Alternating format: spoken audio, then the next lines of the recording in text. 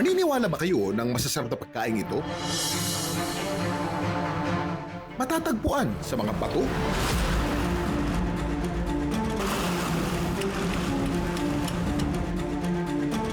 Mas masarap po itong yung pinakbet pizza po na ginamitan ng gamit siya. Parang karning baboy. Maganda yung pagkakagata, parang nagmamantika siya.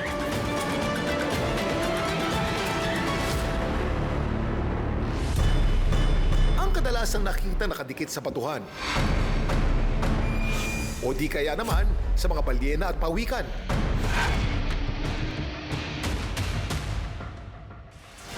Pwede palang kainin. Hindi ka raw magsisisi sa sarap.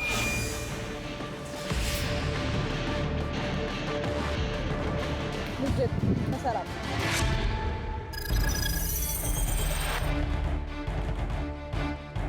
Dito sa mabatong lugar sa isang dalampasigan sa Rojas, Palawan, nakilala namin si Bonifacio na noon ay nangunguha ng lamang dagat na kung tawagin nila ay sisi. Sa English, ang sisi ay tinatawag na barnacle. Ito yung maliliit na lamang dagat na may matitigas na shell at nakadikit sa hard surfaces na dagat, tulad ng barko o kaya na may bato.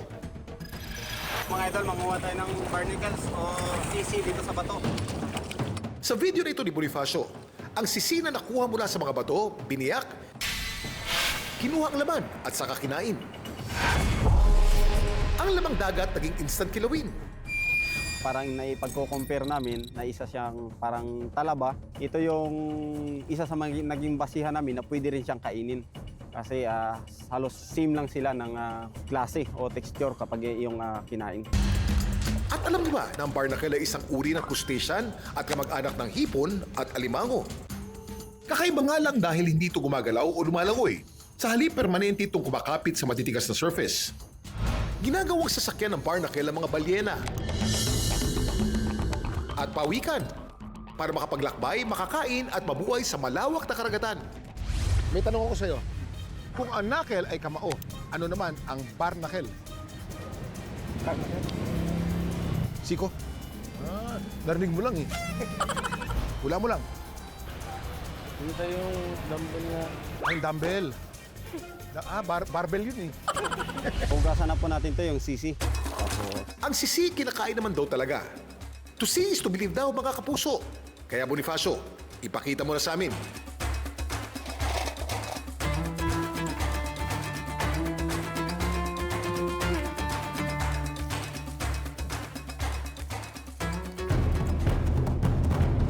Sibuyas, silig. Tapos mag-add tayo ng pipino para mas masarap.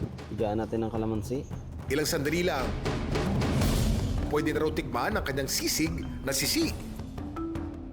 Ang mga tumikim hindi naman daw nagsisi.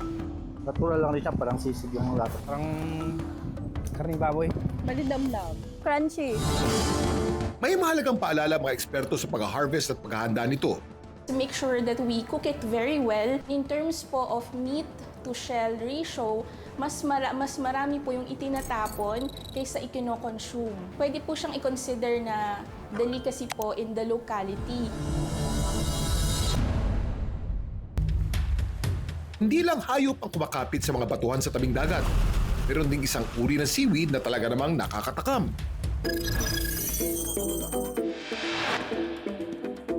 Dito sa Burgos sa Ilocos Norte, kilalang kilala ang halamang dagat na to. Ang gamit, isang uri ng seaweed. Ang gamit o red algae seaweed ay sumusulpot lang sa batuhan sa tabing dagat tuwing November to March. Ang mga ito'y naiiwan sa bato tuwing humahampas sa malalakas na alon. Ang mga seaweed kinokolekta, pinapatuyo, pinipino at saka kinakain. Sa bayan na to, nakakagawa mga mamamayan ng gourmet gamit salt. Ang asin ay may dalang kakaibang kick daw sa mga pagkain.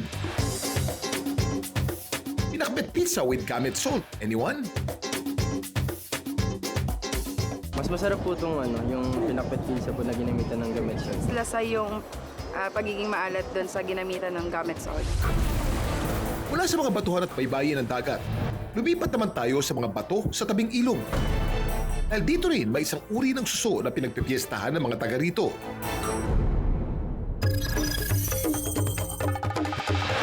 Dito sa Aklan may maliliit na suso na masarap daw gataan. Ito ang damil o wild snail kung tawagin sa English na makikitang nakakapit sa mga batuhan. Ang damil ay walang shell di tulad ng ibang suso. Kulay black at brown at sinlaki ng tansan.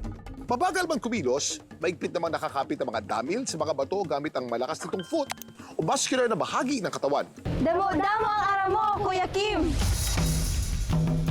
Si RB, residente ng lugar, ay matagal na raw kumakain ng damil. Dito yung sinasabi kong damil, dito nakukuha sa mga batuhan na ito. Para makakuha ng damil, kailangan daw talasan ng mga mata dahil halos kasing kulay ito ng bato. Di halos mahalata, yan ang damil.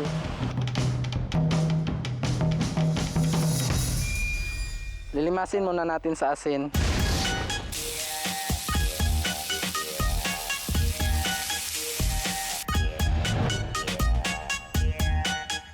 Maganda yung pagkakagata, parang nagmamantika siya. May mga pagkain makikita o makukuha sa mga bato. Pero tandaan, hindi lahat na makikita natin dito ay ligtas kainin. Kaya bago natin mukbangin, ilalanin muna at kiltisin. Dahil mong alam, Kuya Kim,